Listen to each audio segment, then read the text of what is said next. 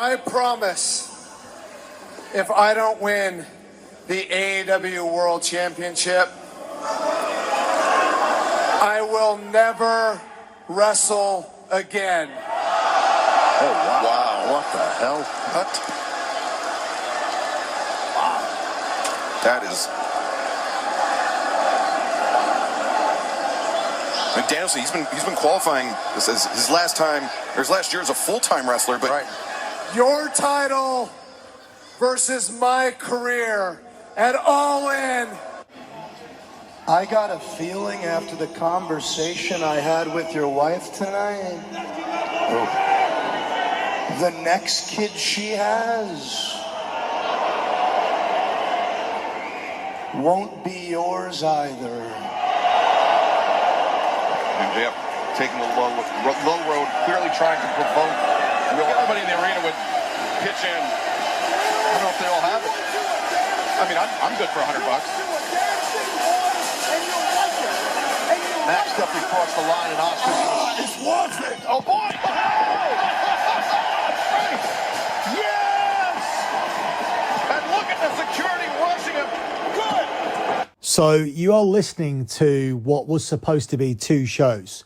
We usually do the Wrestling Informer, which is behind a paywall, and we were also going to do an AEW betting preview that was also supposed to be behind a paywall. So the Dirty Sheets podcast would have got both shows. You'd have got the AEW betting preview for All In, and you would have got the Wrestling Informer like you get every weekend. And we'd have also posted the betting show for the patrons and subscribers of Lock Betting. However, there are no betting lines in the UK. I found some for some of the matches happening at AEW All In tomorrow, but I haven't found enough to justify doing its own show. And also, there isn't enough news really to do an entire Informer show, bearing in mind that most of it does centre around AEW. What I'm going to do first is the news that doesn't centre around AEW. I'm going to do a quick bit of WWE news, then I'm going to do the AEW news, and then I'm going to move on to just previewing the card, giving my predictions, and giving the odds that I have found for the 4 or 5 matches that do have odds in the US. So we begin with news relating to Roman Reigns. We mentioned on a previous show that Roman Reigns was originally supposed to return for the debut of SmackDown on the USA Network. However, due to poor ticket sales initially for SummerSlam, higher-ups wanted the WWE to begin teasing Roman Reigns for SummerSlam, therefore making it pretty obvious he was returning, and therefore subsequently resulting in more ticket sales. The combination of promoting Reigns and reducing the prices did work, and SummerSlam did sell over 55,000 tickets. It was originally set up for 60,000, so it fell just short of the target. And what WWE did there did work. But what they originally wanted to do was sell 60,000 tickets at full price without bringing Roman Reigns back for the show. So that really wasn't something that they wanted to do. So I wouldn't deem that pay-per-view a huge success. WWE, as I mentioned already, are also struggling with selling tickets to Bash at Berlin because they are overpriced, much like they have been for all of the recent European PLE or pay-per-view shows. So what they did is they brought Roman Reigns back for SummerSlam and immediately wrote him back off. So they appeased the higher-ups in terms of bringing Roman back, increasing the ticket sales for SummerSlam, giving him a strong return, and then writing him off last week with the attack via Jacob Fatu, setting him up to return to the date where he was originally scheduled to return, the first show on the USA Network. Now, the reason I'm re-reporting this is because he has been removed from the advertising. That has been reported by Ringside News. Now, I've checked in with my sources why that would be, and as far as I know now, nothing has changed in terms of Roman Reigns returning on that date, other than the fact they want it to be a surprise. And they began dropping that surprise last night, or dropping seeds for that surprise last night, I should say, by mentioning that Roman Reigns is gone and he won't be coming back. We all know in wrestling speak that 100% means he most definitely will be coming back, and he'll be coming back soon. That will be on that show. So instead of advertising it, because you don't need to advertise it, because the first SmackDown on USA is going to have other bells and whistles anyway, plus you don't have to sell any tickets because all the tickets are already sold out. They can promote Roman Reigns as a surprise. So I don't think you need it advertised to know that Roman Reigns is going to be returning. There's going to be something promoted for that week where you know that's where Roman's going to make his return, or if you're smart enough, you'll know Roman's going to make his return without them needing to completely spoil it with full-on advertising. Because as I said, tickets are sold, you don't need to sell tickets. The ratings for that show are going to be good anyway. They're going to fill it with other stuff they can mention, and ultimately that is when Roman Reigns is still scheduled to re-return. So you're going to get 2 returns in the space of 5 or 6 weeks. The one at SummerSlam that the higher-ups wanted to increase ticket sales, and the one that was originally planned when Roman Reigns left the WWE after his loss to Cody Rhodes at WrestleMania. So that is the WWE stuff done that was supposed to be on the Informer. We now move over to AEW, and this centers around ticket sales, much like it did last year. And much like last year, I am correct, because I have a source right there on the ground, right by Wembley, in the Wembley Traders Association, and I get information that is 100% legit, because it centers around safety. It centers around actual security measures. So I'm going to run through all the same shit that I had to run through last year. Category A events at Wembley Stadium are a combination of full capacity and full hostility. When I'm talking about hostility, I mean 2 rival teams are going to compete in that stadium. That is going to lead to hostile supporters being in the vicinity of the area, which means that separate bars need to be allocated, essentially separate halves of Wembley Town Centre or the Wembley Park area need to be allocated to these football teams. So there'll be certain bars. So, for example, Manchester United recently played Man City in both the Community Shield and the FA Cup final. There'll be Manchester City bars and there'll be Manchester United bars, and Manchester City supporters with Man City tickets will not be allowed in the Man United bars, and vice versa. That actually happened. That is a Category A event, a full sellout with full hostility measures. A Category B event is a sellout, but they are not expecting huge hostility. Therefore, you do not need full door staff. You only need 1 man and 1 woman. Now, this is what it is for the NFL, and this is what it is for Taylor Swift recently, who toured Wembley. Taylor Swift has just left, and AEW are going in immediately after. But Taylor Swift, as far as security goes, despite being a sellout, was still a Category B event. Last year, AEW was never one of these 2. And AEW wasn't even a Category C. And AEW isn't a Category C once again this year, because AEW has not surpassed that ground of 60 to 80,000. So remember what I said. It's a sellout for Category A with hostility. It's a sellout for Category B with non-hostility. And a Category C event is anything over 60,000. That was not mentioned last year for AEW, and it has not been mentioned again. In fact, when I decided to deep delve into what was actually going on with their ticket sales last year, I was told that they were still sitting between 40 to 60,000.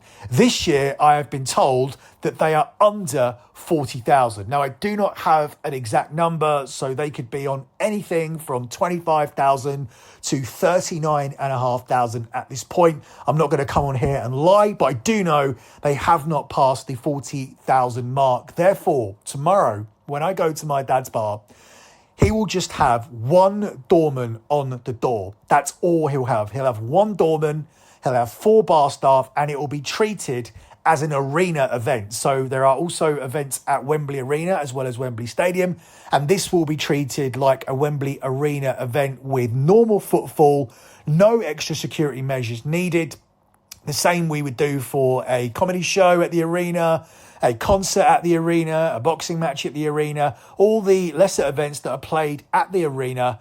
This is the same security measures that are required when it doesn't get up to Category C. And that is where AEW are, even though they're playing in the stadium. So we could potentially see a record low attendance for Wembley Stadium tomorrow. That is very much on the table.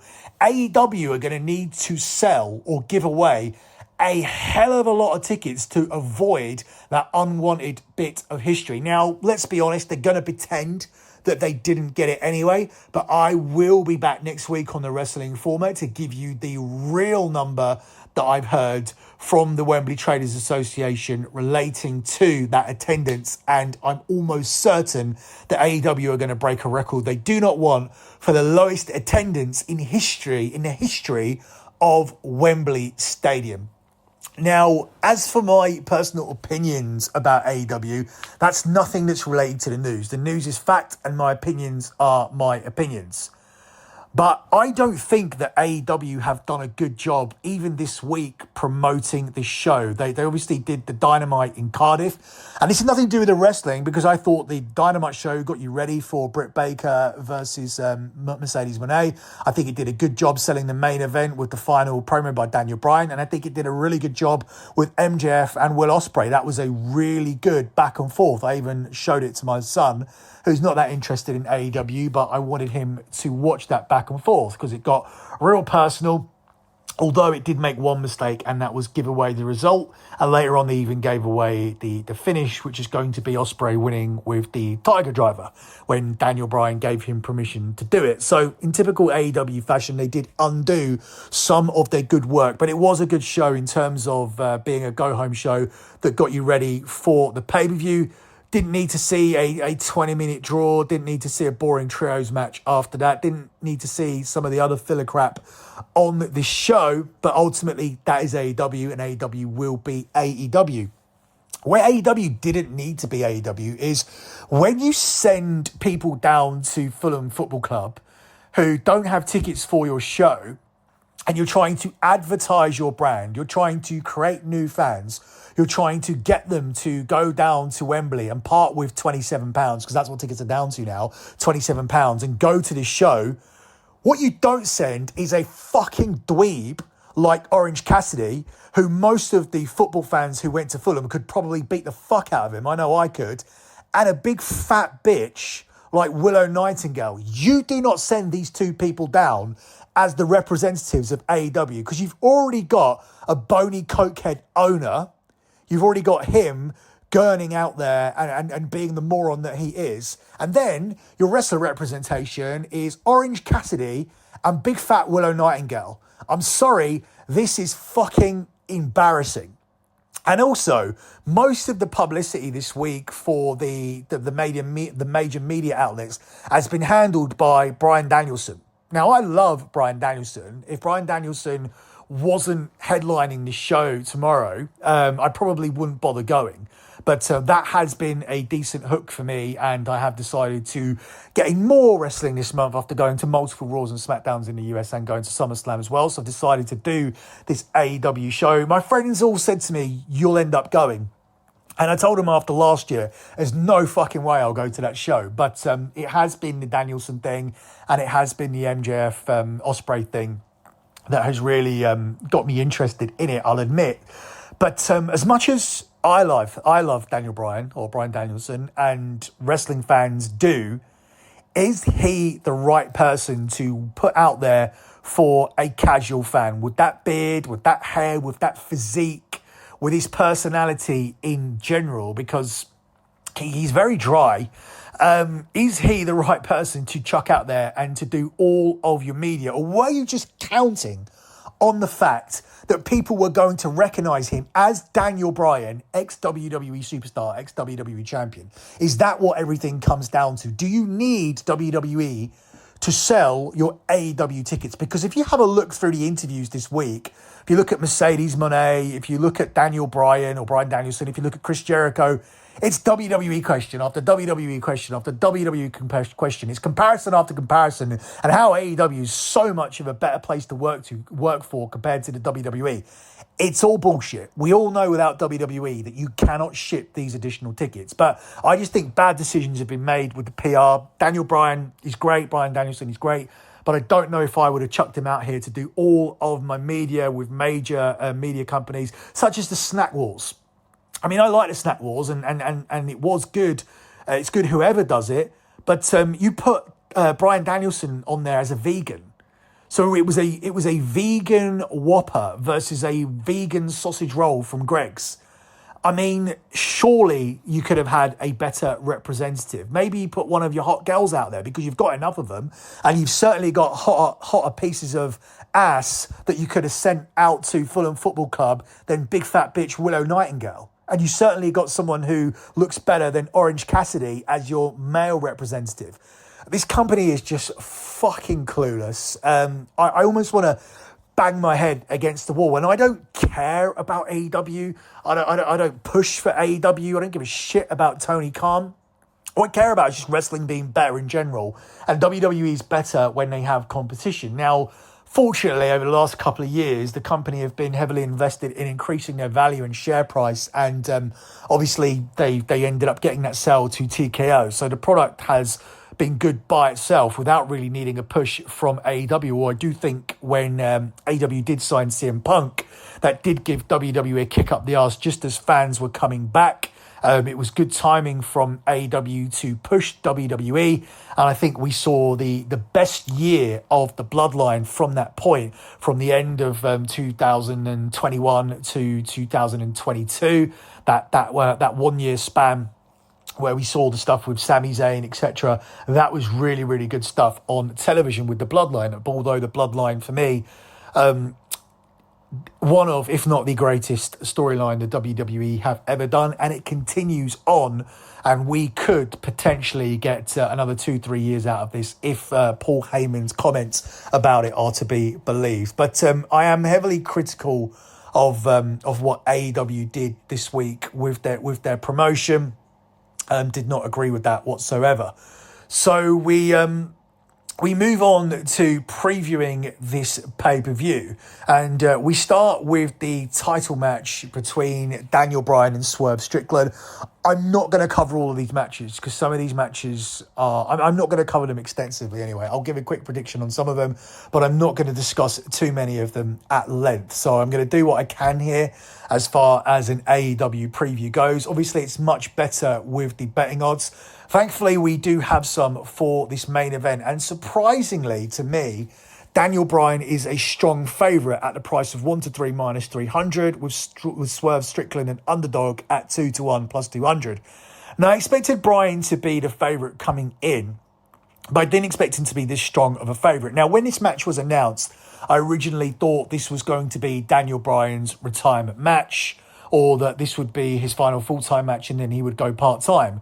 And then he announced that he was going to full-on never wrestle again. And that covers a lot of ground, because that covers his beloved Japan and a return to the WWE. Now, we know everybody goes back on these retirement stipulations because once Ric Flair done it, then everybody's going to do it. Because Ric Flair got the greatest send-off ever, and that moron was wrestling less than a year later. So he really fucked up my belief that anybody really retires. I mean, Shawn Michaels waited a long time, but even he ended up taking that Saudi blood money and stepping back into the ring. So everybody's got a price when it comes to their retirement. Even Steve Austin returned at WrestleMania 38. So no retirement is for real. But obviously, you have to sell it for a little bit of time. And if Bryan says he's never going to wrestle again, and then he does some shit in Japan in January, or he ends up at the next WrestleMania, then that obviously means that he loses a lot of credibility. So I had my doubts there immediately. And then we're looking at this build-up as well with Bryan initially not being too interested, shall we say, when he was like, whatever happens, happens. And then Jeff Jarrett talking to him and then involving Owen Hart. And then we had the thing with Eddie Kingston where he said, we want to see the real Bryan Danielson. I believe that he is going to win now. I also believe he's going to win because he did all the media. And even Tony Khan is surely not a big enough moron to have a guy who's leaving your company represent your company at all the media outlets. Surely you would have chucked out Swerve there. Maybe he believes that black guys don't sell tickets. But I don't think Tony Khan's even smart enough to know that. So ultimately, I think it comes down to the build-up over the last 2 weeks. I still believe that Daniel Bryan, even if he goes part-time, has a few more matches left in the tank, and you don't want to do a premature retirement. I think Bryan's done a good job about talking about his neck, but he really spoke about it. He spoke about him feeling good, but him needing to get his neck fixed straight away, putting more seeds there to make you think that Swerve's going to win. But actually, I've gone the other way. I've swerved. I've not bought the swerve. I've not bitten on the swerve. So I've gone the opposite way. And now I am believing, going into the event, that Bryan Danielson, will win the championship. The match next down that I'm interested in is the match between Ospreay and MJF, but Ospreay's a 1-10 favourite, and that is correct. You're not going to take any money on MJF at 5-1.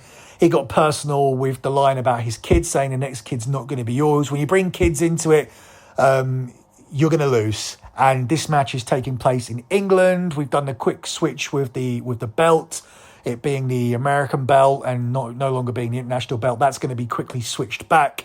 And Will Ospreay wins this match, and he wins it with the Tiger Driver. I don't actually have too much more to say about this in terms of prediction. I like the build-up. I've loved the stuff with MJF. MJF needed to be a heel. How he got there seemed a little bit rushed, coming back with that babyface response. But you should boo someone who's got a tattoo as shit as that on the back of the leg. When you're a multi-millionaire like MJF is on this new contract, you really need to find someone better to do your tattoo, which he didn't. So I would boo him for that. But ultimately, getting a tattoo is a babyface thing to do. So it was a little bit quick off the back of that. And he had a lot of momentum as a babyface coming back after a layoff. But long story short, he works better as a heel. So it was inevitable, whether it happened now, whether it happened in 6 months' time, MJF was always going to be better as a heel. And I wonder actually if we'd seen everything that he had to offer as a babyface. Because to be honest, when he was the champion and a few months into his babyface stuff with Adam Cole, I was bored. I really felt like that the title run was becoming stale, and MJF was already stale. So perhaps this was one of the better decisions they made to turn him heel very quickly and put him straight into this program with Ospreay. A lot of the back and forth has been logical, and this is when AEW and when wrestling is at its best, when you just build a match up for a solid reason. Don't just have it be something where it's a wrestling match for no reason, and then you're doing a rematch of the wrestling match for no reason. Ironically, they did obviously do their AEW thing and dive in with a 1 hour or a 59-minute and 58-second match because they can't help themselves and they have to get Dave Meltzer's approval. But ever since that point, I have loved the build-up to this. I've loved everything but the 59 minutes and 58 seconds that I had to sit through. And spoiler, I didn't sit through it. I sat there on my phone. I fast forwarded chunks of the match because I'm not sitting through 59 minutes and 58 seconds of something when I know the finish is in minute 59. Or even at that point, I didn't even know if there was going to be a finish. I thought it was going to be one of the draws that they've done about 7 or 8 times already. Up next, we'll talk about the match between Mercedes Moné and Dr. Britt Baker. The price on Mercedes is right. She's a 1-12 favourite, and Britt is at 6-1. Britt's come back. She's caused havoc in the dressing room. She got herself suspended. Mercedes Moné is not doing the job for Britt Baker. Now, originally, when this match was first announced, I thought maybe she would, because maybe it would be a lesson to her, because obviously things have filtered back to the AEW locker room. When AEW started, WWE talent looked at Britt Baker on top, didn't have much respect for her, and she had a nickname in WWE, Shit Baker. But this was 2 years ago. And obviously, information like that gets around. The wrestling business is very incestual. But I don't believe that now at all. The more you dig deeper into Mercedes Moné's deal, you know how badly Tony Khan got stiffed, because she's not a draw. She's not a merchandise seller. Some of her pay is actually built on merchandise sales. So I trust she won't be getting that part of it. But she does have a boss. And she even has her own writer. She has her own member, a Mercedes Moné appointed member of the creative team to run her own creative. And Tony Khan gave her this. He put someone on a 250 grand a year salary. It would be great if I could get that job with someone in the WWE. Maybe Drew McIntyre should have negotiated for me on his last contract. Maybe I could get 250k a year to just book Drew McIntyre, but that didn't happen. But it did happen for this woman who's booking for Sasha Banks. So she has a 250k writer. She has her bus. She has her $2.2 million a year. I don't think she's going to get a merchandise bonus, because we don't see anybody wearing Mercedes Moné shit or having the Mercedes Moné teddy bear that she wanted. But ultimately, she has a deal where Tony Khan has massively overpaid and needs to get something back on his investment. And you don't get too much back on your investment if your investment is beaten by Britt Baker, who's causing havoc in the locker room. Doesn't really send a good message. So Mercedes Moné wins this one. Up next, another match that's been really well built up. It's Maria May and Toni Storm. Big fan of Maria May for obvious reasons. Interested to see where she would chart in Cav's Miss Lingus chart. If anybody actually watched AEW and actually watched what she's doing on TV, she's very much how I think women should be utilised on TV if they're going to be wrestlers. She's bringing that sexiness to it. She's getting that promo time. They're building a story here. It's long-term storytelling. Really good job by them. Really good title run by Toni Storm. It's actually turned her babyface. Although I would argue she was probably quite a babyface with this audience at the start of this run.